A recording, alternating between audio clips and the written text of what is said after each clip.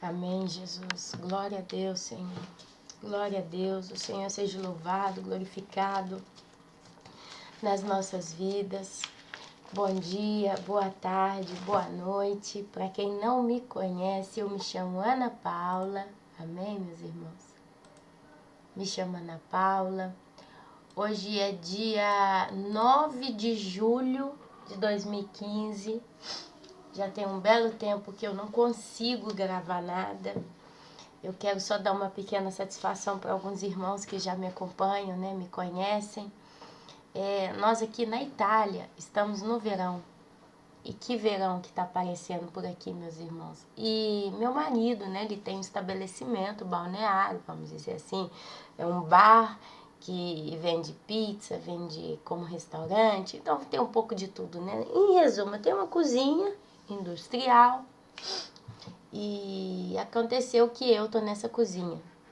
Desculpa a história repetitiva para aqueles que já ouviram um saco de vezes, né? Um tanto de vezes. Mas para quem, né, tá por aí, cadê a Ana Paula? Cadê a Ana Paula? Ela sumiu, tô dando uma satisfação.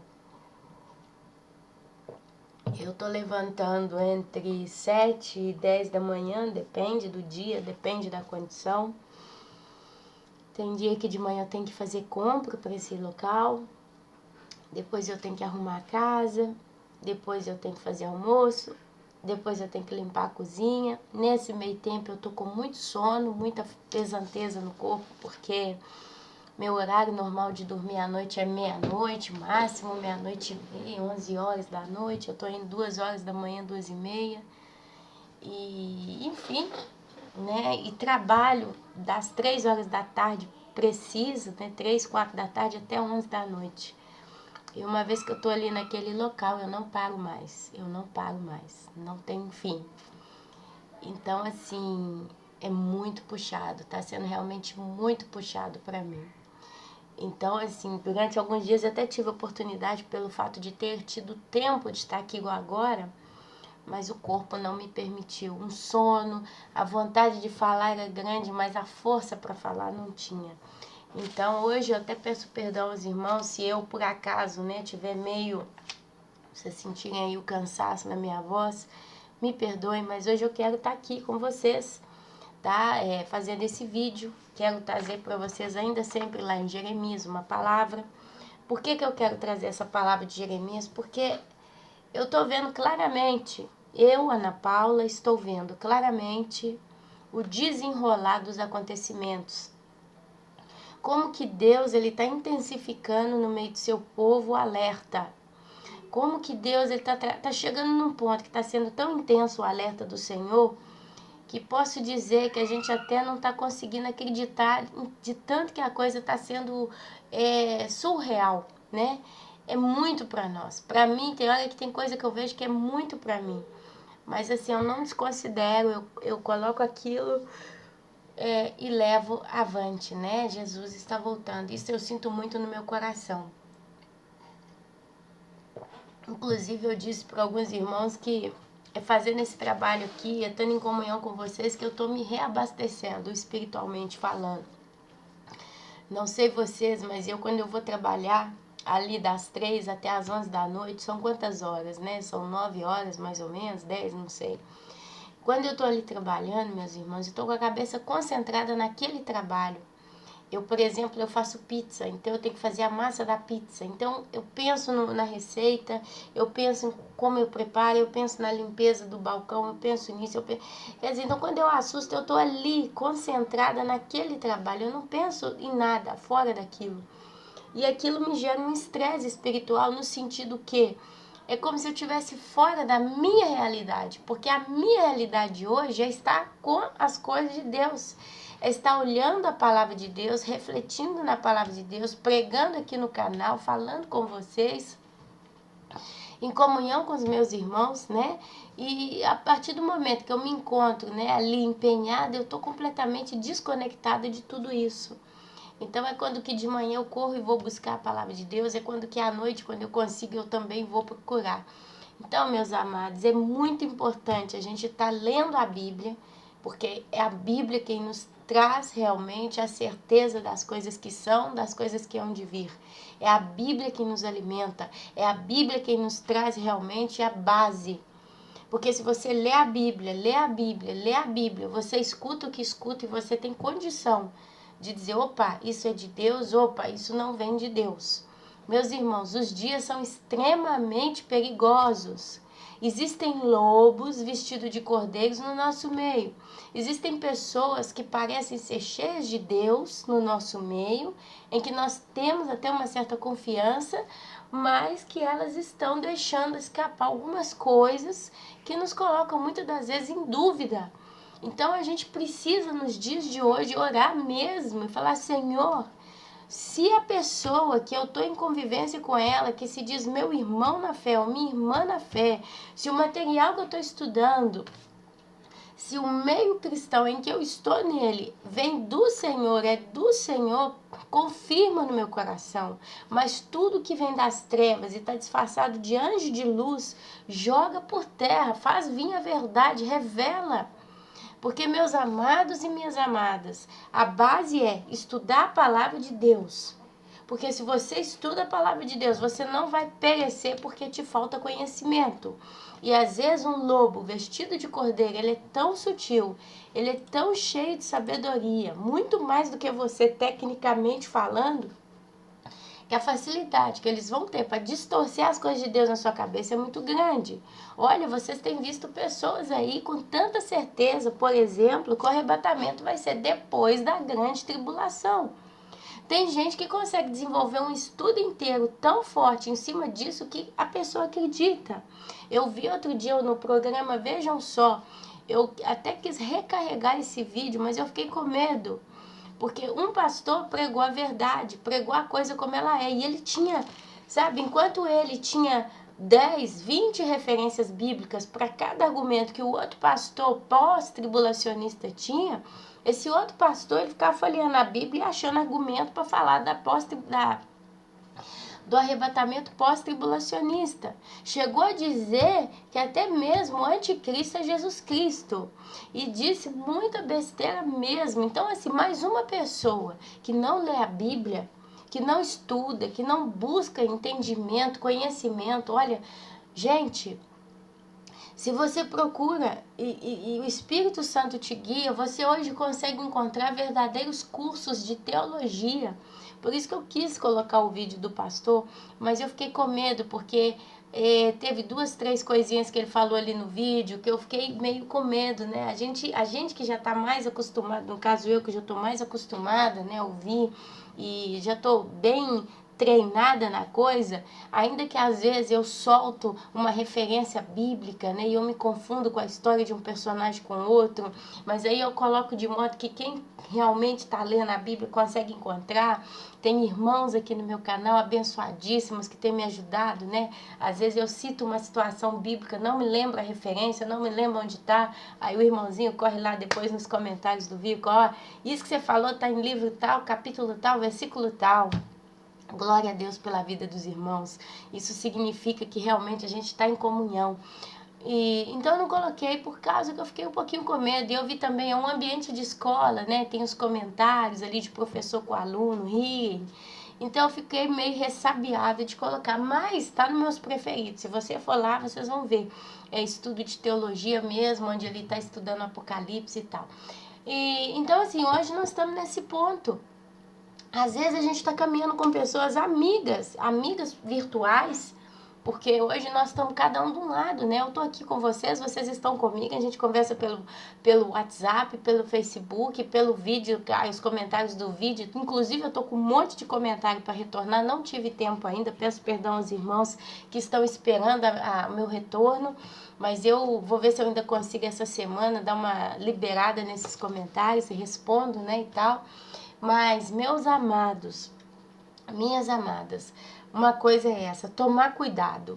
A gente tem que pegar a Bíblia, a gente tem que ler a Bíblia e a gente tem que estar com o coração no altar de Deus, falando, Senhor, ainda se você é um jovem convertido, Senhor, não permita que a minha consciência, o meu coração, o meu entendimento caia no caminho, na mão de lobos vestidos de ovelhas. tem muita gente realmente muito experiente. Tem gente que conseguiu fazer cursos, sabe tanta coisa, mas tanta coisa que vocês nem imaginam. Que realmente entraram em cursos aí cristãos pela vida fora. Tem gente que tem curso de teologia nas costas. Tem gente que tem tanta informação. E eles sabem distorcer a palavra de Deus. Muitos fazem de propósito porque não estão trabalhando para o Senhor. Mas já outros fazem porque realmente misturam meio de campo. É o ponto do caso do pastor, que eu vi no programa, vejam só, né? Que foi feito o tema lá sobre, eu acho que é sobre eternidade, sobre a grande tribulação. Eu não consegui, eu não lembro, tá vendo? Eu tô com a cabeça ruim mesmo pelo cansaço. E um pastor colocou tudo de modo tão maravilhoso, tão coerente, tão harmônico, tão sábio. E o outro, uma bagunça, que até o apresentador do programa, vejam só, chegou um momento que você vê que o cara, que ele não tinha mais condição de ficar calado. Ele falou: pastor, o senhor crê assim? Como? Me prova. Então foram 2 contra 1 no programa. Foi muito bacana. Então, meus amados, é isso que eu quero aconselhar os irmãos, tá? Peçam ao Espírito Santo, dá-me sabedoria. Tem gente falando aí por aí no YouTube, eu vi esse vídeo, creio que é uma pessoa de Deus, que é uma pessoa que está com o coração realmente no altar do Senhor. Creio que ela tem tido sonhos, mas tem um vídeo aí que está sendo interpretado que a igreja vai receber o anticristo na terra. Que ela vai estar de frente para ele, que ela vai ver o anticristo, que ela vai sofrer uma certa perseguição do anticristo. A Bíblia diz que enquanto aquele que o detém não for retirado, ele não se manifesta. E quem detém o anticristo é o Espírito Santo dentro do coração da igreja.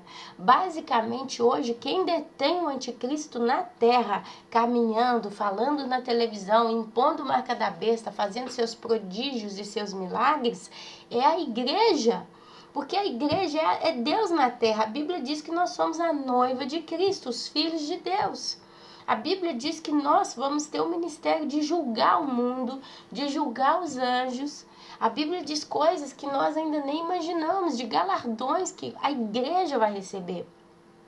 E o Espírito Santo, ele desceu exclusivamente naquela, como que eu vou dizer, nessa era da igreja, tá? Nessa dispensação, para cuidar da igreja. Quando Jesus subiu, ele diz: eu vou para junto do meu Pai para preparar-vos morada e etc. Mas não vos deixarei órfãos. Em meu lugar está vindo o Consolador, que estará com vocês todos os dias das suas vidas. E aí, depois de alguns dias, passou, Jesus foi às nuvens, né? Foi arrebatado aos céus. Todos viram ele subindo, aí fechou. Parece que até um anjo falou: por que vocês estão olhando? Do mesmo jeito que ele foi levado aos céus, ele vai voltar, tá? E então teve essa história, passaram-se alguns dias, não lembro quanto, mas foram alguns bons dias. Todos os apóstolos, todos os irmãos estavam reunidos em um culto, tá? Acho que foi em um dia de Pentecoste, festa judaica, tá? Eu tô lembrando isso por causa das luzes de sangue, das festas do Senhor, que realmente são muito importantes. E a Bíblia diz que de repente entrou línguas de fogo e começou a batizar todos que estavam ali, que começaram a falar em línguas, e cada um falava na língua de um país diverso, porque era festa na cidade.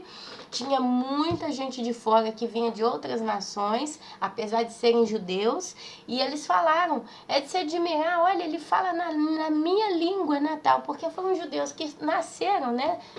Porque aqui em Jeremias você vai ver que Deus, ele literalmente, ele espalhou os judeus por toda a parte. Depois do jugo da Babilônia, vieram outros, né? Deus, ele espalhou judeu para tudo quanto é lado. E assim, é fácil de entender essa parte aí de várias línguas. Por exemplo, eu moro na Europa, meus irmãos.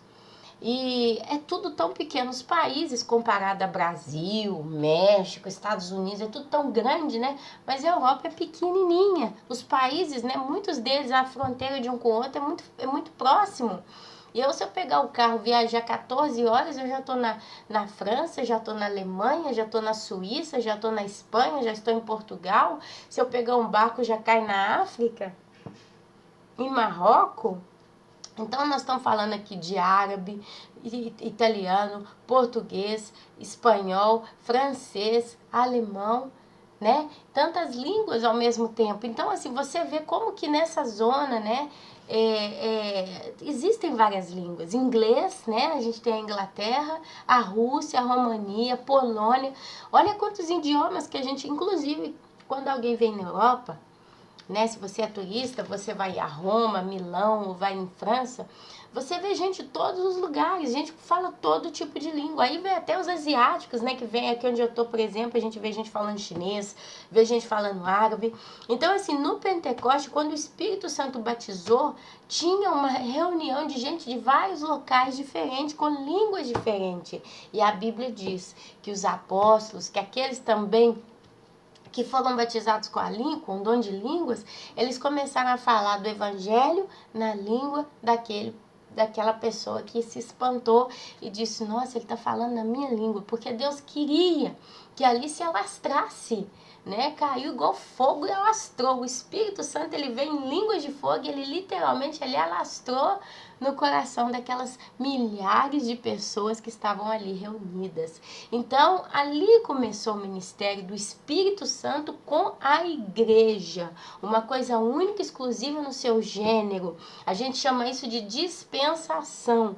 É uma palavra que a gente escuta muito, eu ouvi isso num dos estudos, igual eu estou falando para vocês, eu não vou me lembrar em colocar tecnicamente aqui tudo isso, mas basicamente dispensação é, por exemplo, quando teve Adão e Eva, Deus fez uma aliança com Adão e Eva, até o ponto que ele falou, de todo fruto do jardim vocês vão comer, só o da árvore do conhecimento do bem e do mal vocês não vão comer, né? Porque o dia em que comer, vocês morrerão. Isso foi uma dispensação, até que eles desobedeceram. Não se fala na Bíblia quanto tempo Adão e Eva viviam no paraíso, vamos dizer assim. Peraí.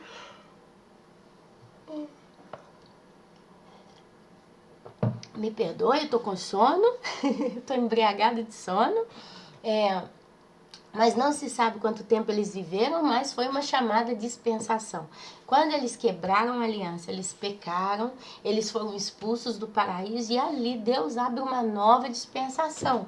A mulher vai dar à luz, vai sofrer a dor do parto, como muito, e a serpente vai pisar a cabeça da mulher, a serpente vai abocanhar o calcanhar da mulher, a mulher vai pisar a cabeça da serpente, o homem vai ter que ganhar sua comida, o seu alimento com o suor do seu rosto, vai ter que trabalhar, a terra vai dar ervas daninhas, é onde os animais ficaram ferozes, porque até então não existia animal selvagem feroz, agora ali entrou a era da carne, o homem começou a comer carne, então foi a nova dispensação, veio Caim matou Abel, aí entrou naquela parte do dilúvio, até ali, tá? Você vê também ali na época de Adão e Eva foram passando, né? As gerações, teve Enoque, que andou com Deus e foi para com Deus, foi arrebatado aos céus e não se viu mais. Você vai ter Matusalém, avô de Noé. Aí você vai ver Noé, apregoador, né, da graça. Ele ficou 120 anos ali pregando juízo, pedindo o povo para se arrepender, construindo a arca. E ali Deus fecha uma nova dispensação. Ele leva com o dilúvio e traz o juízo universal, né, o mundial, vamos dizer assim. Universal não foi, porque eu acredito, eu entendo como juízo universal algo que toca até os astros, né, fora do planeta Terra. Eu creio que o juízo universal ele vai vir agora na nova dispensação, no final do milênio, onde a Bíblia diz que os astros vão se derreter como a vela, né, por causa do calor. Tá? E céus e terras passarão e se farão novos céus e nova terra. Mas, então veio uma nova dispensação depois do dilúvio, que foi a dispensação da aliança que Deus fez com Abraão, pedindo a Abraão que saísse da sua terra, pedindo a Abraão, né, que gerasse o seu povo, pedindo a Abraão prometendo a Abraão Isaac, dizendo que através de Abraão seriam todas as gerações, né, mais numerosas do que as estrelas do céu, do que a areia do mar. E Deus fez uma nova dispensação, até que veio Moisés, que tirou o povo do deserto, porque através de Abraão o povo, né, Deus deu todas as alianças, Deus deu tanta coisa, mas o povo Aliás, com Abraão, Deus não deu todas as alianças. Abraão simplesmente criou um povo, criou uma nação, nasceu a nação de Israel. Mas, se eu não me engano, com Abraão não teve lei, não teve nada. Mas eu sei que até aí, né, veio Jacó, veio a formação do povo de Israel. É isso mesmo, com Abraão, Deus formou a nação de Israel. Sem lei, sem regra, mas era Deus sempre falando ali, Deus no meio deles, Deus, né, como que cortejando aquele povo, criando aquele povo, até que eles foram parar no Egito, através de Jacó, tá? Jacó, ele fez 12 filhos, né? E foram, no final desses 12 filhos nasceu José. José foi vendido como escravo. José foi parar no Egito. E José, depois de passar por vários problemas no Egito, ele virou como que um governador geral debaixo do faraó. José foi o homem mais importante do Egito, levou o Egito à prosperidade, porque tiveram anos de carestia e ele, através da sabedoria que Deus deu a José, ele conseguiu armazenar muito alimento e todos os povos vinham até o Egito comprar alimento. O Egito ficou muito rico, muito poderoso. No final, o povo já não tinha mais dinheiro para pagar o alimento, se venderam como escravos para o Egito. Nessa brincadeira, desceram os filhos de Jacó, irmãos de José, para o Egito para comprar alimento, até que houve o perdão, né, entre José e seus irmãos. O pai Jacó viu José novamente, chorou, se emocionou, e ali José chama Jacó com toda a sua família. Era um torno de umas 70 pessoas ou mais. 70 pessoas ou mais, e ali eles constituíram nação dentro do Egito. Passaram, se eu não me engano, mais de 400 anos ou 400 anos, a Bíblia diz, não sei, Gênesis, Êxodo, né? Entre Gênesis e Êxodo ali você vê essas histórias. A Bíblia diz, meus irmãos, que a nação de Israel cresceu demais. Mas cresceu e ficou extremamente numerosa. Aí, depois de tantos anos, passaram-se várias gerações. Morreu José, morreu Jacó, morreu todos aqueles.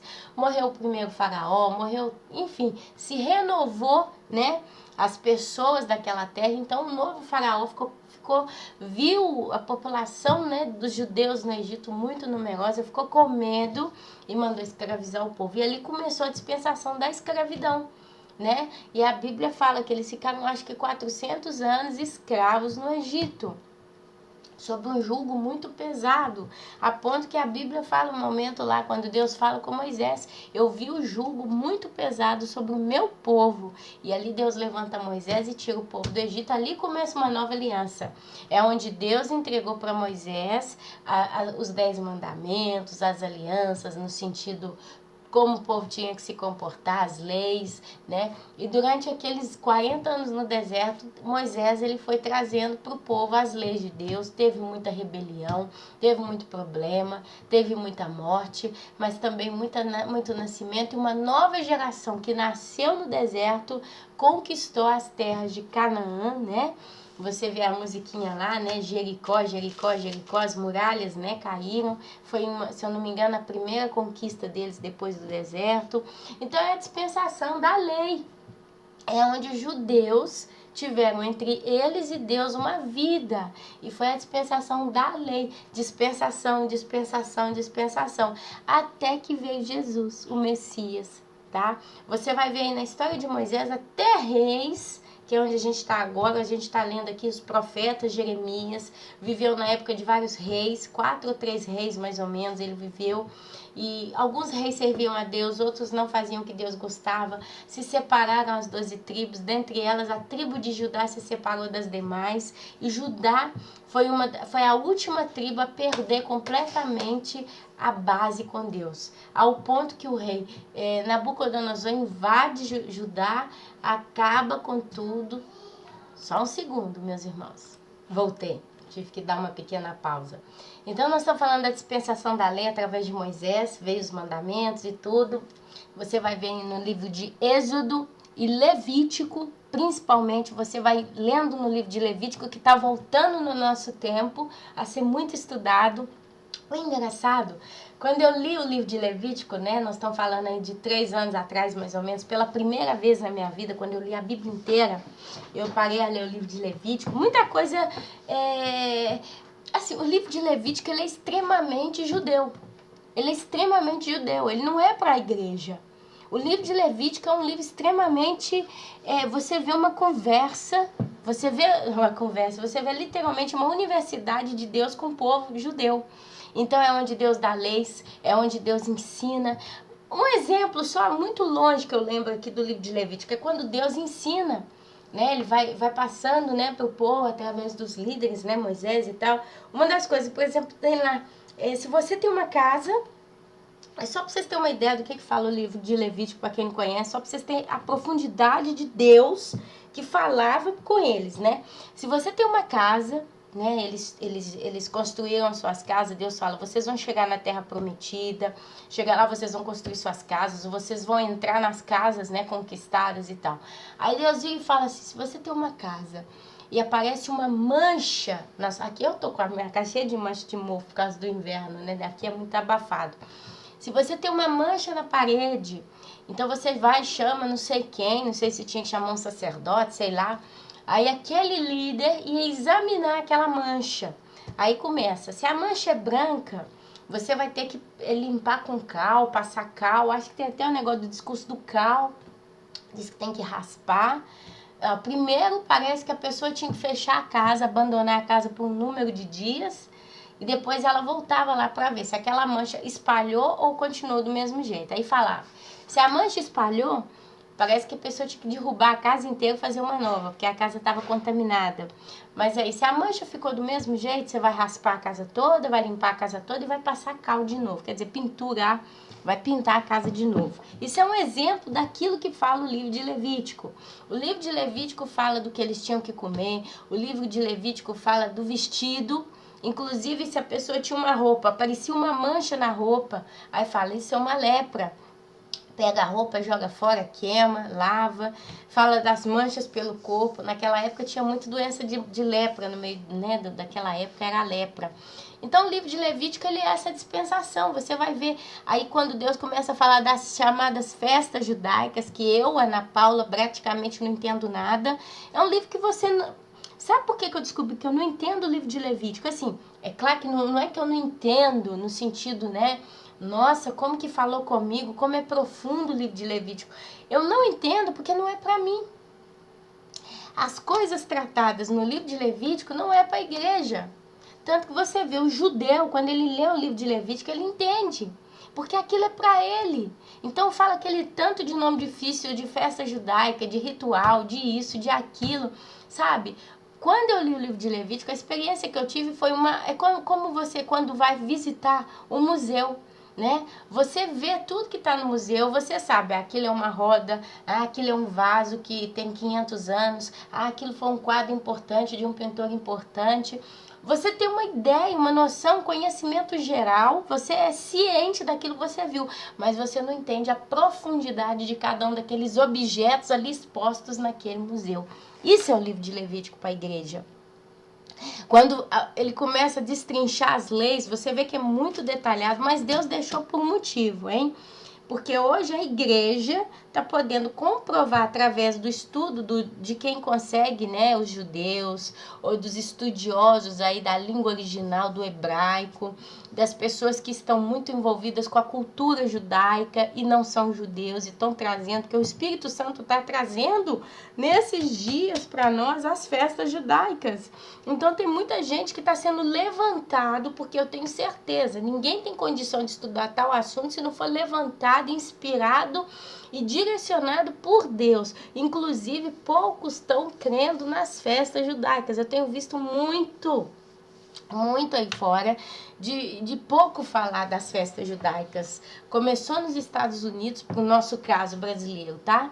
Eu vi que começou a ser levantado esse tema nos Estados Unidos através do discurso das luas de sangue, que cai lá em Joel. Você vai ver isso aí também sobre luas de sangue, os eclipses, os sinais no céu. E aí, lá nos Estados Unidos, o povo começou a comparar isso, porque o Espírito Santo trouxe isso com festa. E ali se despertou em gentios, né? Porque tem judeu e gentio. Quer dizer, o judeu é judeu, nasceu ali na zona, é a nação, né, a nacionalidade judia, hebreu, não sei. E tem os gentios, que são todas as demais nações do mundo. Essa é a diferença, gentio, judeu. Então, os gentios começaram a olhar, o Espírito Santo começou a levantar esse discurso dos eclipses, das festas, e foi fazendo com que alguns começassem a entender esses assuntos. E hoje a gente tem estudos maravilhosos sobre as festas judaicas. Uma delas tem a tal da Shemitah e tal. Eu, Ana Paula, ainda não me lembro o nome de todas, não sei data de todas. Eu estou completamente informada, mas não doutrinada na questão. Mas no livro de Levítico você vê. Então hoje, para nós, é você comparar. Poxa vida, lá tem o livro de Levítico e fala isso tudo mesmo.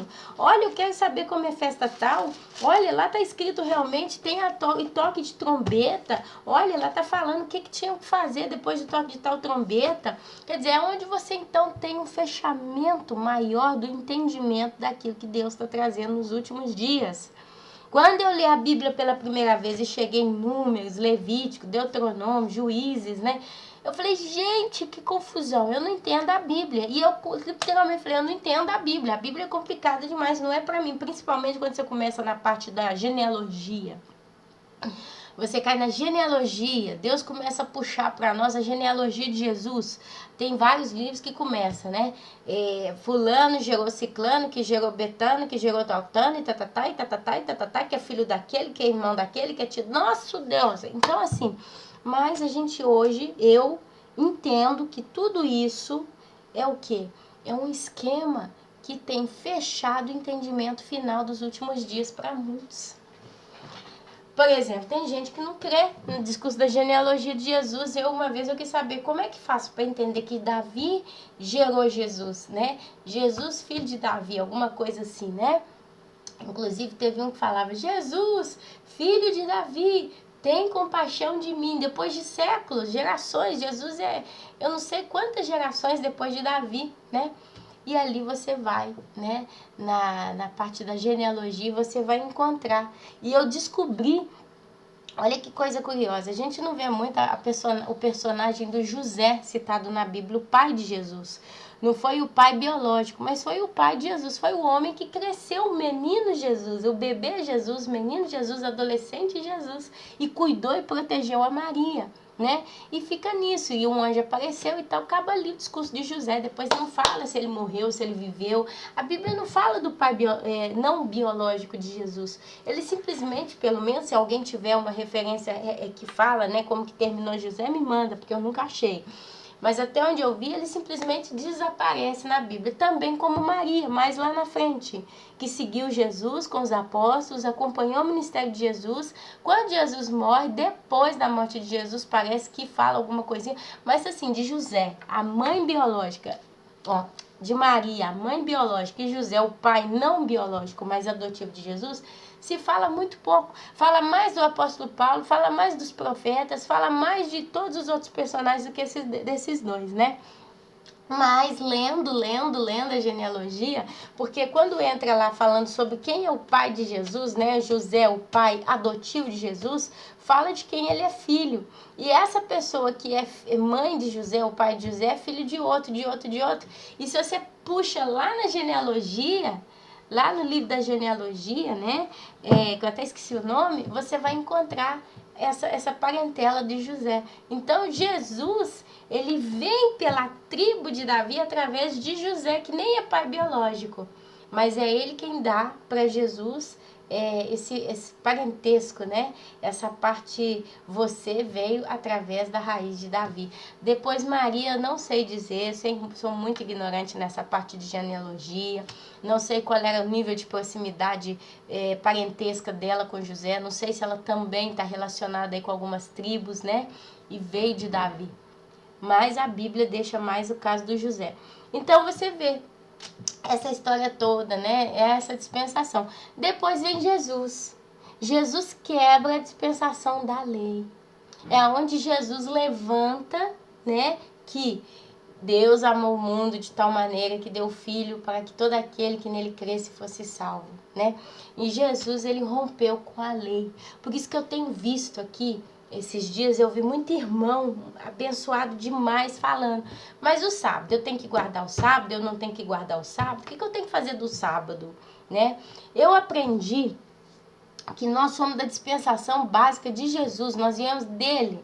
Nós não somos da lei, nós não pertencemos à lei. Uma vez, estudando sobre isso, porque eu também uma vez quis guardar sábado. Eu até guardei o sábado por um período, nós estamos falando de mais de 4 anos atrás.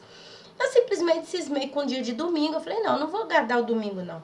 Porque se a Bíblia fala do dia de sábado, então eu cismei que eu ia guardar o sábado. Eu consegui guardar uns 4 sábados. Não fiz nada, mas de repente eu me deparei, poxa vida, eu sou dona de casa, eu não posso simplesmente não fazer nada no sábado, ficar só lendo Bíblia, porque guardar o sábado não é só não trabalhar.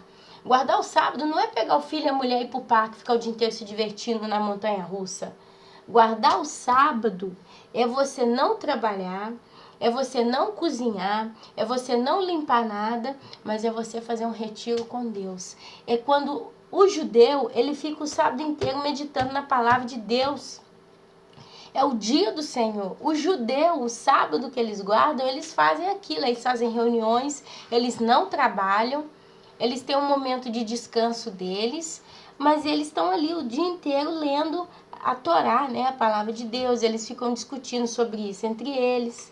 Eles fazem grupos de reunião e eles batem papo. Eles têm um momento de comunhão entre os irmãos. Isso é guardar o sábado. E se você lê o Velho Testamento, hoje eu estou puxando isso aí, né? Deus sabe o que faz. E se você lê o Velho Testamento, você vai ver que tem um momento lá que Deus fala para o povo. Todos os mandamentos, todas as leis, toda a doutrina. Mas se o judeu quebrasse uma delas, ele é como se tivesse quebrado todos os outros mandamentos. Dá-se a entender que viver pela lei é viver piamente, quer dizer, santo, zeloso em todos os detalhes de todos os mandamentos que a lei manda. Então não adianta, por exemplo, a Ana Paula falar, eu vou guardar o sábado, porque a Bíblia fala do sábado, mas eu vou e como carne de porco. Deu para entender? Ou então, não adianta eu guardar o sábado e não comer carne de porco, mas sentar na roda dos escarnecedores. Não adianta eu guardar o sábado, não comer carne de porco e não me sentar na mesa dos escarnecedores, mas não amar o próximo como a mim mesmo. Não adianta eu fazer tudo isso e levantar um ídolo na minha vida. Ter qualquer coisa que simbolize um ídolo. A lei, ela é extremamente séria. E a lei é para o povo judeu. A lei, como ela foi dada a Moisés, ela é para o judeu. Jesus guardava o sábado? Sim, mas Jesus era judeu. E Jesus, ele não escandalizou no sentido, né, de sair para trabalhar pesado no dia de sábado. Mas Jesus, ele teve o caso de ver, não sei o que lá, acho que tinha um animalzinho morrendo, não sei, tem um negócio assim. Não, tinha uma pessoa doente, né? Jesus, na sua caminhada, deparou com aquela pessoa doente, não sei se era um paralítico ou um cego, não me lembro, você se lembra melhor do que eu. E Jesus cura aquela pessoa, acho que era um paralítico.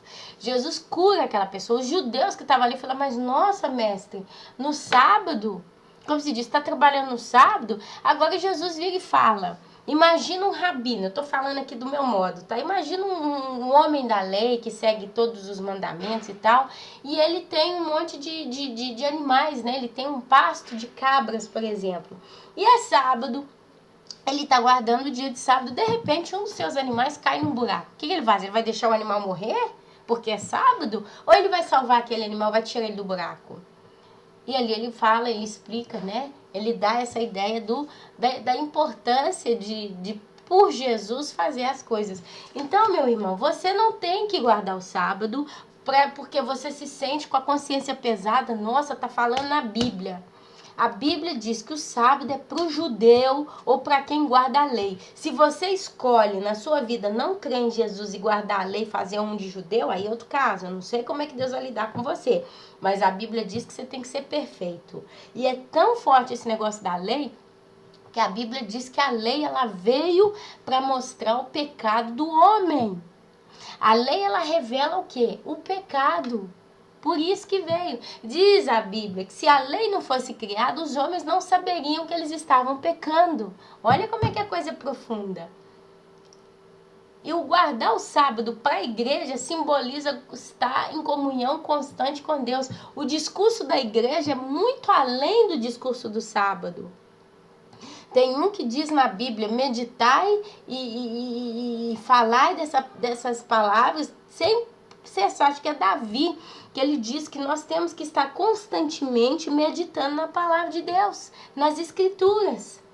Tem outros aqui, livros, que dizem isso, que o povo que pertence à Igreja de Cristo precisa meditar dia e noite, orar e vigiar sem cessar. Não lembro as referências, os irmãos que me ajudam colocam depois debaixo nos comentários, porque aí o povo vai dar uma olhada. Eu aconselho a todo mundo que escuta meus vídeos, vai nos comentários que tem tanta coisa rica. Glória a Deus pela vida dos irmãos.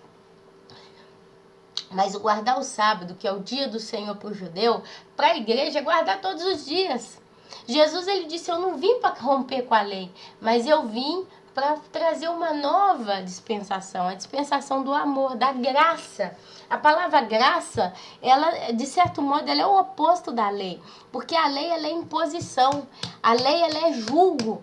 A lei, ela foi colocada de modo pesado em cima do povo, mas a graça não. A Bíblia diz que não é pelas nossas obras que nós somos salvos, mas é pelo que nós cremos. E se você crê em Jesus, você está salvo. É quando você se rende a Jesus. O negócio de discurso com Jesus, ele é muito profundo para a igreja. O judeu, ele está fechado com relação ao Messias, porque Jesus, para o judeu, Jesus que veio, até certo ponto, ele não é ainda o Filho de Deus. Eles não o aceitam como Filho de Deus, porque Deus para o judeu é muito...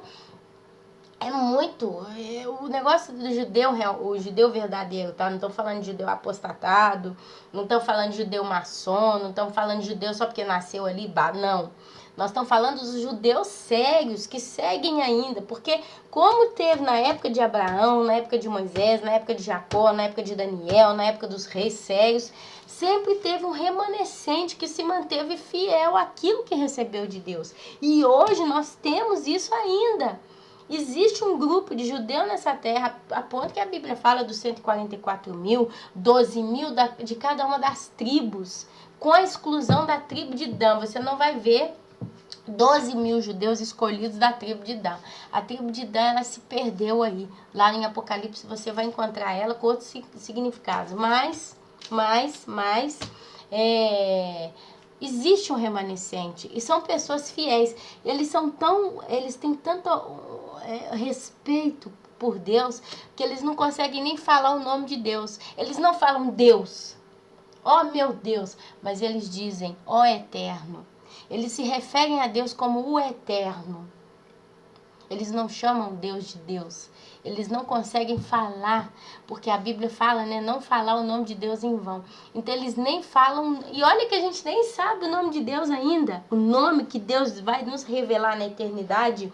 Inclusive Jesus, ele tem um novo nome na eternidade. A Bíblia diz que ele vai revelar o nome dele na eternidade para os seus, porque são coisas muito santas. E que se fosse revelado para nós hoje, seria profanado pela nossa própria boca, porque nós ainda somos pecadores. Mas a gente conhece Jesus como Messias, os judeus conhecem a Deus Pai como o Eterno. Entre talvez outros nomes aí, igual eu tô falando, cultura judaica, eu, Ana Paula, sou muito leiga. Mas a gente consegue ver, né, como que a coisa se forma. Então Jesus trouxe a dispensação da graça. E essa dispensação está para ser fechada com o arrebatamento da igreja. É onde o Espírito Santo, como ele atua atualmente, vai ser retirado com a igreja. Ah, então o Espírito Santo não vai estar na terra quando tiver a grande tribulação? Amados, eu não acredito que o Espírito Santo não estará na terra. Porque o Espírito Santo de Deus, pelo que eu entendo na minha grande ignorância, é um modo de Deus se manifestar na sua onipresença.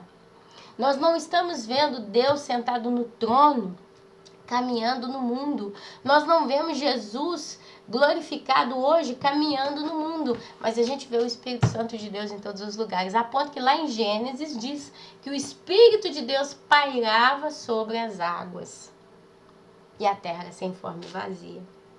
Então, o Espírito, a gente está falando que o reino de Deus, a Bíblia diz o tempo todo, o reino de Deus, ele é espiritual. Então, tudo que vai vir do reino de Deus é a base de espírito, é o espírito que suporta e sobrevive a todas as coisas. Então, eu creio, na minha ignorância, se alguém tiver uma explicação mais forte, mais convincente do que essa, por favor, eu estou a todos os ouvidos, mas eu creio que depois que o Espírito Santo subir a igreja para o céu, ele vai sempre continuar na onipresença dele em todos os lugares. Ele vai saber o que está passando no coração de todos. Porém, ele não sei como que ele vai agir, como que Deus vai agir com quem vai ficar na grande tribulação, porque a Bíblia diz da salvação na grande tribulação. Só que quem for salvo na grande tribulação não vai ser a igreja, mas vai ser a categoria, literalmente falando, a categoria dos santos da grande tribulação. Vão morrer decapitados, vão ser perseguidos pelo anticristo. Eles vão ser perseguidos pelo anticristo, mas não a igreja, porque a igreja é toda uma outra conversa. O negócio da igreja é tão forte que você lê aqui na Bíblia o tempo todo. A parábola das 10 virgens, Jesus é o noivo, a igreja, sabe? Você vai ver lá em Apocalipse a carta às 7 igrejas, né? Aí vai estar Filadélfia, Tiatira, entre outras igrejas. Então, meus amados, é questão de ler a Bíblia e de o Espírito Santo que explica para nós. Então, a dispensação da graça, assim como teve na época de Adão e Eva, a dispensação lá do Jardim do Éden acaba. Depois vocês vão ver a época pré-diluviana, acabou. Vocês vão ver depois a época de Abraão, acabou. Depois veio a lei, acabou a lei. Acabou parcialmente, porque para o judeu a lei está lá, do mesmo jeito. Eles seguem a lei como ela foi na época de Abraão, de Moisés e tudo. Onde apareceu a lei, eles estão lá. Mas, contemporaneamente, Deus parou as 70 semanas de Daniel. Falta completar a última semana, tá? São 7 anos. Deus parou aquele tempo. O relógio de Israel parou para os judeus e nasce a igreja. Quando nasceu a igreja? E a igreja está caminhando já há 2015 anos na Terra. Desde quando morreu Jesus. Me perdoe, o sono está começando a apertar. Desde quando morreu Jesus, foi crucificado, subiu aos céus, veio o Pentecoste, nasce a igreja, os apóstolos continuam o ministério, tá? Depois da dispensação da igreja, da era da igreja, da graça, vai vir a dispensação da grande tribulação, que vai ser por um período muito curto de tempo, mas é onde Deus vai fazer a última colheita. Ele vai salvar o judeu que vai ter que ser salvo, ele vai se revelar para os judeus o Messias, que eles tanto esperam, vai vir para eles nesse caso, eles vão chorar igual crianças, porque eles vão ver, meu Deus, esse aqui foi aquele que os nossos antepassados crucificaram. Então a igreja, né, que já está no céu, estava certa, os evangélicos estavam certos, quando eles diziam que criam no Jesus, no Messias, e nós não aceitamos, mas é ele. Mas isso é uma coisa tão íntima entre Deus e Israel, ou Deus e os judeus, que é a coisa mais linda, vai ser a coisa mais linda do mundo, o dia que o Messias retornar para os judeus. A Bíblia diz que eles vão chorar igual criança. Igual criança. Mas criança não... Eu tenho meu menino de 7 anos, 8, eu não consigo falar que ele tem 8 anos, ele tem 8 anos. Meu menino de 8 anos, ele não chora nunca. Mas quando ele chora, é um choro tão sentido, que eu paro tudo que eu estou fazendo, eu abraço ele forte, porque eu sei que é um choro sincero, é um choro doído por alguma causa. Às vezes ele está muito cansado e ele brinca, e às vezes ou ele cai, ou acontece alguém que fala alguma coisa chata para ele, então ele chora. Mas é um choro tão doído, que eu sei que ele realmente está chorando de verdade. Não é um choro de murrinha, de birra, igual o menino menor, o de 5 anos, não. De 5 anos chora por qualquer motivo, a gente sabe a diferença.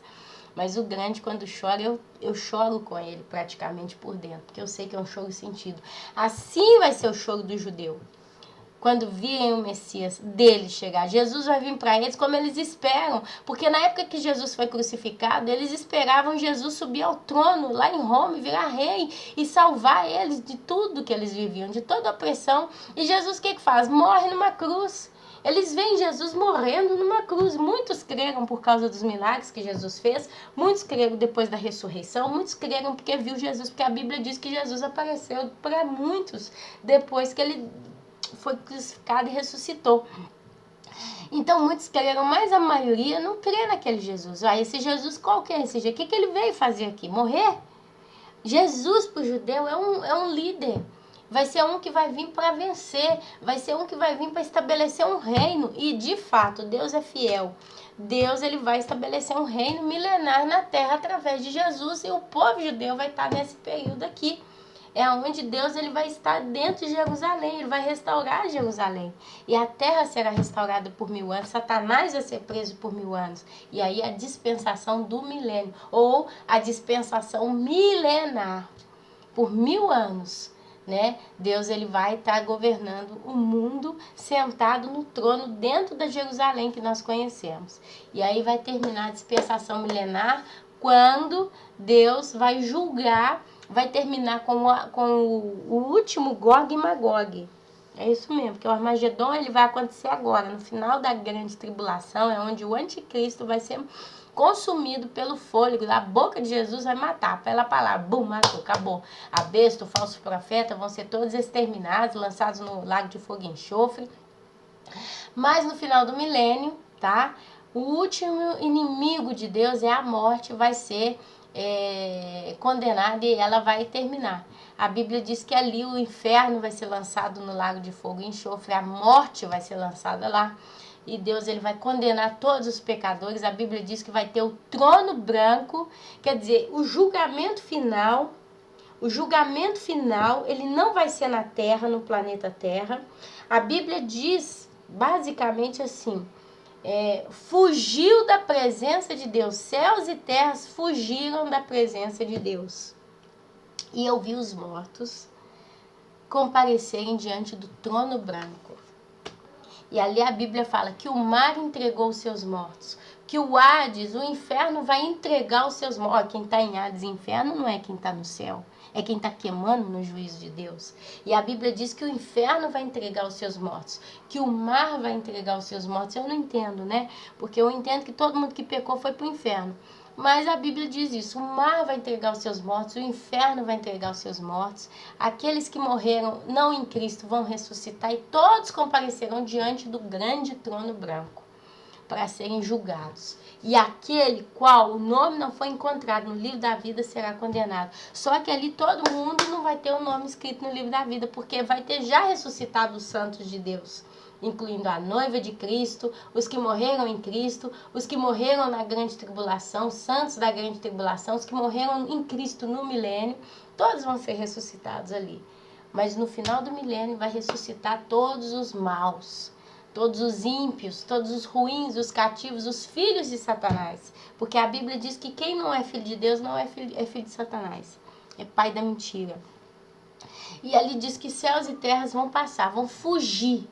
E ao mesmo tempo, contemporaneamente, se você vai lendo, você vai ver que os elementos se desfalecerão pelo calor. Se desfarão pelo calor abrasador. E ali fala que todo o universo, ele vai ser queimado, purificado pelo fogo de Deus. A Bíblia fala isso.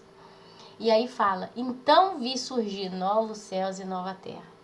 E aí vi a nova Jerusalém celestial descer sobre a terra. Ali Deus ele não vai colocar a chamada Nova Jerusalém no planeta Terra enquanto ele não renovar a Terra. Ela vai estar por cima, mas ela não toca a Terra, né? E depois que Deus julgar todos, lançar tudo no lago de fogo, enxofre, trancar e esquecer, porque a Bíblia diz que ele vai lançá-los no mar do esquecimento, que Deus não se lembrará deles. Deus ele vai purificar o planeta Terra. Olha só, o inferno vai ser lançado no lago de fogo e enxofre. O inferno atualmente ele está no coração do planeta Terra, ele está no centro da Terra. E a Bíblia diz que ele está ali a ponto que a Terra cambaleia igual um bêbado, porque está lotado de gente, está lotado de pecador. E a Bíblia diz que Deus vai literalmente arrancar esse negócio do centro da Terra, essa úlcera, esse câncer que tem o planeta. O planeta ele carrega um jugo, ele carrega uma bolsa de fogo cheia de pecadores. Então a Bíblia diz que Deus vai arrancar isso, vai lançar no lago de fogo e enxofre, que arde por todo sempre. Aonde é? Tem quem especula que é o sol, mas eu não sei. A Bíblia não diz a localização, porém diz que ali vai ser visto, que por toda a eternidade a gente vai ver, né, a condição de quem vai estar ali. A gente vai olhar para determinado lugar na eternidade, o lago de fogo, de enxofre, de fogo, vai de certo modo na eternidade ser visto a olho nu para os habitantes da eternidade de Deus. Isso tudo está na Bíblia, meus irmãos. Por isso que eu falo, a gente tem que ler a Bíblia. Eu não sei todas as referências, eu não tenho isso tudo na minha cabeça, a ponto certinho, tá no livro tal, referência tal. Mas é só para você entender a curiosidade que a Bíblia aguça em você. Se você começar a estudar a Bíblia, você vai achar isso tudo que eu estou falando aqui, como é maravilhoso. Você vê o modo como Deus ele criou todas as coisas. E aí, finalmente, a gente vai entrar na última dispensação, que é a dispensação do reino eterno. Vai ser eterno. Eterno para quem for ser condenado, eternamente vai estar lá pagando por todos os seus pecados e nunca vai conseguir pagar, porque o preço deles é o fogo que purifica do pecado. A Bíblia diz que uma pessoa não pode morrer, o espírito não morre. Deus ele não criou a morte. Olha para você ver como é que Deus é Deus. Deus ele criou vida. Até onde tem a maldade vai ter vida. Deus ele não vai poder simplesmente exterminar, anular todos os seres que vão estar ali sendo punidos eternamente. Eles vão continuar vivendo, porque Deus ele não pode simplesmente anular, aniquilar, desfazer, carbonizar a vida. Mas ele, aquela vida, aquelas vidas são mortes. E eles vão queimar, porque a Bíblia fala que é o fogo ou o sangue que purifica do pecado. Uma vez que eles foram julgados e o sangue de Jesus já não vai poder fazer mais nada por eles, porque eles escolheram aquela vida do pecado, se rebelaram contra Deus, então é o fogo que vai ter que purificar. Como o pecado não pode ser purificado, a não ser pelo sangue de Cristo, eles têm que ficar a eternidade inteira queimando. Porque eles vão estar ali como exemplo eterno para os demais que não vão entrar. E vai ser uma marca de Deus. Olha, aquele é o destino de quem se rebelou contra mim. Meus irmãos, basicamente uma coisa puxa a outra na Bíblia, né? A gente hoje, de certo modo, eu acho que eu passeei aí por essa base lógica aí de dispensação de graça, né? De pecado, de eternidade, como é que as coisas vão terminar, um bate-papo. Eu quero fechar com vocês com alguns textos de Jeremias. Eu não vou ler Jeremias hoje com vocês, porque eu não tenho mais estrutura para fazer. Tá muito calor aqui onde eu estou.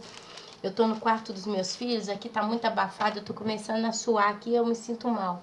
E tá me vindo aquela pesanteza do corpo, né? Por causa do sono, eu tô dormindo mal.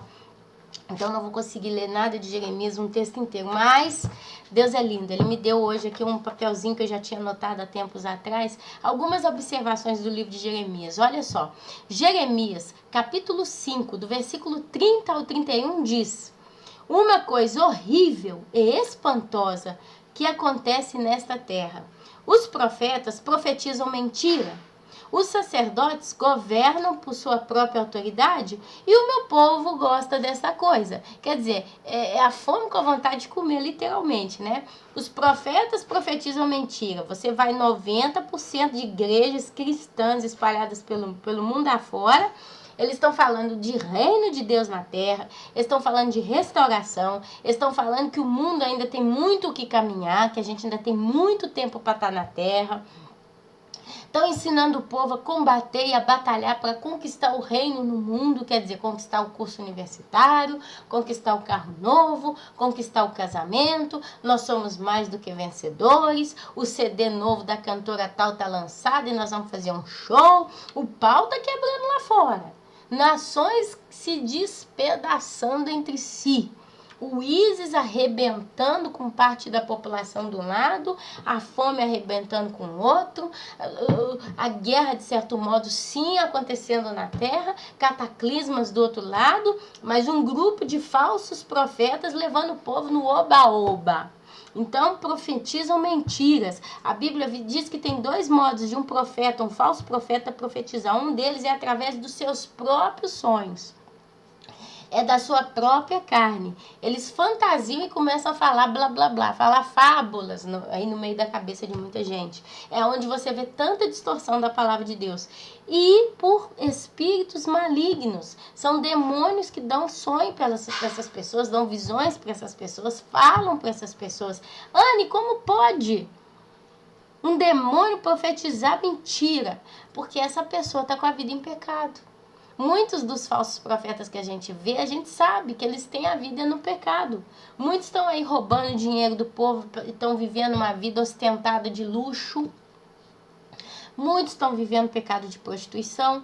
Então, um líder, um profeta que está em pecado, ele vai ou sonhar pela sua própria carne, porque ele quer alimentar aquilo que ele está vivendo. Gente, tem gente aí que está muito rico nas costas dos cristãos. Eles não querem perder o prazer de dirigir a BMW, a Mercedes ou o Audi deles. Eles não querem perder o prazer de estar fazendo suas festas. Eles não querem perder o prazer de estar em cima dos seus púlpitos, falando as suas fábulas e sendo admirado pelo povo que gosta deles, que aqui fala. E o meu povo gosta dessa coisa. Quer dizer, uma vida maravilhosa. Quem não quer viver como rei nessa terra? Por que eu vou falar que Jesus está voltando se a minha vida é tão linda? Eu tenho uma mansão luxuosa, tem aí pelo YouTube afora aí, a mansão da filha do Edir Macedo, Quer dizer, se você começar a pesquisar, você vai ver que casa. Por que um cara desse vai querer ir pro céu se ele tá no céu na terra? Ou vocês acham que a vida desse povo é ruim? Estão com saúde, os filhos estão com saúde, tem dinheiro, tem tudo que quer, que aí tá calor, não é igual eu aqui que tô morrendo do calor e não posso arrumar um jeito de refrescar. Não, eles não têm problema. São pessoas que até se estão num país que tá muito chato o clima, eles pegam o avião e viajam. Ah, sabe o que eu faço? Eu vou tirar umas férias. Eu vou arrumar uma turnê de culto para fazer numa zona do planeta que tá na primavera, porque eu odeio o frio. Ah, eu tenho um jatinho particular, por que eu tenho que estar aqui no sul do Brasil, que eu tô morrendo do frio? Eu vou pro Nordeste. Eu vou fazer uma igreja lá, porque quando tiver frio no sul e eu não gosto do frio, eu vou pro Nordeste e vou ficar lá. Aí de vez em quando eu vou até na praia. Aliás, eu faço uma casa de vista pra praia, na beira da praia, que ali eu já pulo pro mar. Meus irmãos, vão raciocinar.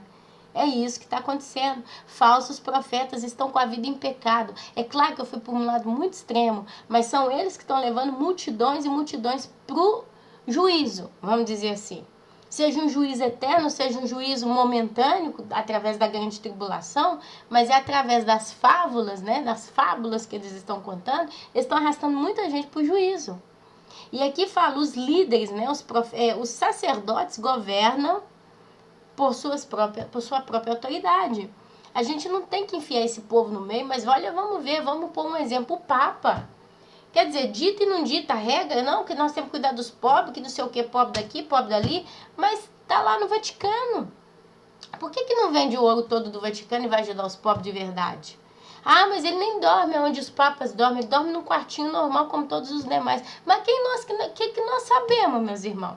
A gente não tá lá no meio deles. Pode até ser que esse papa atual tá até vivendo uma certa simplicidade, tá nem aí. Mas, meus irmãos, tem coisa fedendo por debaixo dos panos, muita. Mas eu não quero entrar no discurso de papa aqui, não. Mas não vem de Deus, isso não é de Deus. O mundo que nós vivemos jaz no maligno, mas o meu povo gosta. O meu povo gosta desta coisa. Tem gente que não vê a hora de ir pro culto da campanha, não sei do que, para ouvir o pastor que prega, porque eles amam quando o pastor prega as heresias deles. Porque aquela heresia alimenta o ego deles. O pastor não está pregando sobre santificação. A santificação é muito parcial. Não é a santificação verdadeira e genuína. É a santificação parcial. Ah, não rouba. Ah, não sei o quê. Quanto crente aí vendo novela. Quanto crente aí pulando a cerca. Quanto crente aí fazendo todas, aprontando todas. E não tá nem aí porque tá lá dando dízimo. Tem um irmão que falou comigo. Eu fui numa igreja, porque eu tô procurando uma igreja. Você acredita que o pastor pediu carro? Ele falou, os irmãos que têm um carro, para doar o carro. É isso que está acontecendo, meus irmãos. Também em Jeremias, capítulo 5, versículo 26 ao 29, fala dos ímpios no meio do povo, que tem suas casas cheias de engano. Olha, fala dos ímpios no meio do povo de Deus, que tem suas casas cheias de engano, se tornaram ricos e poderosos e que não há limite para as suas más obras. Isso tudo tá aí, meus irmãos. Tem gente que fala, hoje eu não vou ser nem político, eu não vou fazer faculdade. Sabe o que eu vou fazer? Eu vou abrir uma igreja que eu vou encher de ganhar dinheiro. Teve um que falou isso com um cunhado meu. Aí no Brasil eu tenho um cunhado só, né? Uma vez eu tava comentando, teve um que falou com ele, cara, mas nós estamos aqui quebrando cabeça demais, pagando imposto pro governo, fazendo todo esse trabalho. Vamos virar pastor, eu vou virar pastor. Sabe quanto dinheiro que eu vou ganhar? Que virar pastor hoje é questão de ficar rico. Olha só como é que é o que está sendo dado, né? E eles conseguem, muitos se infiltram no meio do povo de Deus, porque eles são bravos no seu falar, eles são bravos em conseguir organizar uma estrutura, eles criam uma igreja e eles enriquecem nas costas do povo. É o que está falando aqui. Não há limite para as suas más obras. Por que más obras? Porque se fosse boa, tá levando o povo para o céu. Mas a realidade é que tá levando muita gente para o inferno, literalmente. Pega aí, meus irmãos, um golinho de chá. Tô começando a dormir aqui. Chá amarelo hoje.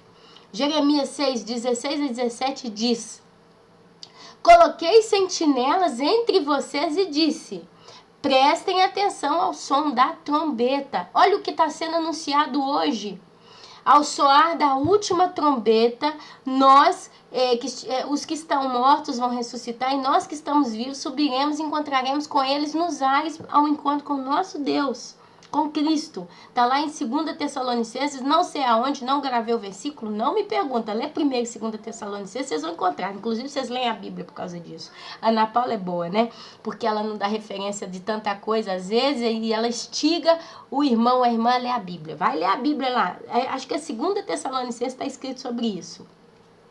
Prestem atenção ao som da trombeta, tá? A trombeta soará e nós vamos nos encontrar com Cristo. Essa trombeta está para soar a qualquer momento.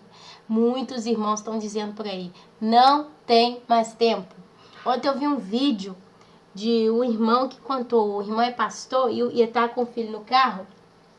E o filho, estavam fazendo uma pequena viagem, o filho ali no carro falou: papai, me empresta seu celular que eu quero fazer fotografia. O pai, ok. Então, o menino de 8 anos começou a fazer fotografia, e nisso começou a fotografar o céu. Diz que o céu estava fechado, estava nublado, e o menino fotografou o céu. O pai chegou em casa depois, foi começar a eliminar, né, todo aquele tanto de fotografia para liberar o telefone, e disse que nenhuma delas viu uma fotografia do céu com uma porta aberta. Tá lá no meu preferido, se eu não me engano. Vocês vão achar esse vídeo por lá. Aí viu uma porta aberta. E aí isso deu história de manga, né? Então, assim, é Deus falando de todo modo. Eu tô voltando. Nessa foto, eles dizem que viu um pontinho preto, né? Diz que Deus mandou fazer zoom na foto. E o irmão fez mais de 35 zooms e nisso ele viu um pontinho preto na porta. E Deus vira para ele e fala que aquilo ali é Jesus. Falou, aquele pontinho preto na foto que você está vendo nessa porta de luz é o meu filho. Ele já está na porta. E quando ele passar daquele limite, ele arrebata a igreja. Esse vídeo está aí, vocês vão encontrar, tá? Mas vocês disseram, não daremos atenção. É o que está acontecendo. Vocês vão ver que cada vídeo que está publicado no meu canal tem muitos comentários abençoados, mas tem quanta gente questionando o que a gente prega aqui, falando que não está na hora de Jesus voltar. E eu falo para você, o tempo, em nome de Jesus, ele vai te provar se nós estamos ou não no tempo do arrebatamento. Eu clamo a Deus que ele tenha misericórdia da sua vida, ele não permite que você fique para trás, mas que ele também te leve, que dê tempo dele te levar embora desse mundo cruel, porque tá com os dias contados. Creia você ou não. Espero que você esteja com a vida no altar de Deus. Espero que a humildade do Senhor tome conta do seu coração para você estar realmente disponível a ouvir a palavra de Deus. Não é a Ana Paula que está falando, é Jeremias. Capítulo 6, versículo 16 a 17. Jeremias 6 a 19 fala... 6,19, desculpa. Ouça, ó terra, trarei desgraça sobre este povo, o fruto das suas maquinações, porque não deram atenção às minhas palavras. Desculpa, a letra estava meio engarranchada. Jeremias 6,19. Trarei desgraça sobre este povo. Hoje nós estamos vendo aqui a nível mundial. Inclusive, Jeremias, capítulo 30, versículo 23 ao 24, diz: vejam a tempestade do Senhor. Sua fúria está solta, um vendaval vem sobre a cabeça dos ímpios, e a ira do Senhor não se afastará até que ele tenha completado seus propósitos em dias vindouros. Vocês compreenderão isso. É o juízo de Deus vindo. Jeremias capítulo 30, recomendo a vocês a lerem hoje. E aqui para terminar, Jeremias 6,30 fala: os ímpios não são expurgados, são chamados prata rejeitada, porque o Senhor os rejeitou. Os ímpios não são expurgados, significa como você coloca uma coisa no fogo para ela evaporar a porcaria, né? Expurgar isso. É o fogo queimar, a porcaria evapora, separa e fica só a coisa limpa, né? A matéria-prima limpa, cristalina, purificada. Mas aqui tá falando que o ímpio no fogo ele não é nem expurgado. Porque o fogo queima, queima, queima e a maldade dele continua no coração dele. É onde essas pessoas não se arrependem. A Bíblia fala lá em Apocalipse, né? Em uma das pragas, das taças da ira de Deus que vai vir sobre a terra, diz que os homens, por causa da dor, eles vão morder até a língua. Mas eles vão continuar blasfemando contra Deus. Eles não se arrependerão dos seus pecados. Quer dizer, o fogo do juízo operando, isso vai ser depois dos 3 anos, dos 3 primeiros anos e meio na grande tribulação. É onde os últimos 3 anos e meio, Deus vai derramar suas últimas taças de ira e vai ter juízo pesado na terra e os homens não se arrependerão. A Bíblia fala claramente. Até que vai vir Jesus, que vai vir como um raio, que vai aparecer do Oriente ao Ocidente e os homens se lamentarão. Quando a gente lamenta alguma coisa, a gente está o quê? Reclamando. E é isso que a Bíblia descreve, que essa última leva de pessoas na grande tribulação, eles vão estar só se lamentando com Jesus. Por que o sol está queimando? Por causa do quê? Por que tanta praga? Por que isso? Por que aquilo? Nenhum vai ser capaz de falar, Jesus me perdoe, eu pequei. E assim, meus irmãos, eu fecho a minha Bíblia. Deixa essa palavra hoje, Deus trouxe isso para nós, eu espero que tenha realmente um sentido de edificação para quem vai ouvir. Eu estou realmente já com sono, estou sentada aqui já 1h10, eu estou num ponto que eu não posso sentar aqui. Se eu sento, eu crolo do cansaço, do sono. Mas estou feliz por ter conseguido hoje estar pregando, né, essa palavra aqui para vocês, trazendo esse entendimento. Agora eu vou editar esse vídeo aqui do modo mais rápido, prático que eu puder para publicar ele para vocês. Eu deixo uma grande saudação para cada um dos irmãos. Não sei qual vai ser o dia que eu vou fazer um novo vídeo, realmente está difícil, vai só piorar para mim, porque o trabalho vai aumentar. Mas orem por mim, eu preciso muito de força física, tá? Eu tive esses dias uma torcicolo, ainda tô com um pouquinho ainda, mas tá passando. Mas há uns 4 dias atrás eu tive uma torcicolo muito forte e eu não podia fazer nada a não ser trabalhar. Então eu peço aos meus irmãos, orem por mim, peçam a Deus, Senhor, dê força física para Ana Paula, dê saúde para ela, que ela consiga desembolar essa fase da vida dela. Eu creio que Deus ele tem um propósito em todas as coisas, meus irmãos. De algum modo, de Jesus eu já estou falando ali para outras pessoas. Pessoas que estão vindo trabalhar conosco, que eu não conhecia. Eu tive a oportunidade de falar da Bíblia, tá? E de algum modo, elas já sabem. Quando elas olham para mim, elas falam, essa aqui crê que Jesus está voltando. É louca, mas essa é a realidade. Então, me perdoe, cheguei no limite. Orem por mim, peçam a Deus realmente, Deus dá força física para Ana Paula, dê a ela força física e saúde, para que ela não passe mal, para que ela consiga conduzir até o final. Meus irmãos, eu creio que está vindo algo forte por aí. Setembro, agosto, meses em que nós precisamos realmente nos preparar. Olha, eu não estou aqui querendo alarmar ninguém, não. Mas só por prudência. Eu, na minha vida, aprendi a ter prudência. Graças a Deus, eu agradeço a Deus muito por isso. E pela prudência, eu, Ana Paula, tenho armazenado água na minha casa, tenho armazenado alimento na minha casa. Ontem mesmo eu fui fazer compra lá para a pizzaria. Eu já aproveitei e peguei um pacote de 5 quilos de arroz. Eu tenho arroz à vontade na minha casa, mas eu peguei um outro pacote de 5 quilos, guardei. Comprei acho que 7 latinhas de lentilha, né? Enlatada, já é pronta, basta jogar no prato e comer no momento de mais, né? Lentilha tem muito ferro e tem muita fibra. Então é um alimento muito rico em vitaminas. Então eu te aconselho, minha amada, meu amado, se você conseguir achar aí, eu tenho a minha irmã que mora em Belo Horizonte, ela fala, ai Ana Paula, que a gente não acha essas coisas igual você acha aí na Itália, não. Não sei. Mas eu aconselho vocês a rodarem um pouco certos supermercados e tudo que vocês verem enlatado, compra, calcula aí algo mais ou menos para 3, 4 meses, né? Justo por uma prudência. Compra essas coisas, meus irmãos, compra. Eu já devo ter umas 10, 15 latinhas, né, de feijão e lentilha. O meu objetivo até o dia, não sei, 10 de agosto por aí, né? É ter pelo menos umas 50 latinhas de alguma coisa de feijão, lentilha, né, na minha casa. Vou comprar, eu não tenho dinheiro, nós temos muita coisa para girar de dinheiro, acaba que a gente nunca tem dinheiro realmente para nós na nossa mão. Ah, eu quero comprar uma coisa, eu não posso. Mas aqui na Itália tem supermercados econômicos, né? São os discounts, os chamados discounts. E tem um que tem muito produto de higiene e custa pouco. Enquanto, por exemplo, eu pago 4, 5 euros num pacotinho de lenço umedecido, né, da Pampers, só um exemplo, nesse supermercado econômico eu consigo achar €1,20, €1,50 e vem até mais. E são bons. Então eu já coloquei, assim, eu senti no coração, sabe, essa necessidade de comprar uns 3, 4 pacotinhos de lenço umedecido, que dá para fazer uma boa higienização, garrafinhas de álcool para desinfetar, para manter uma certa limpeza. Por exemplo, a casa, se a gente não tem água para limpar uma casa, você pode limpar com álcool.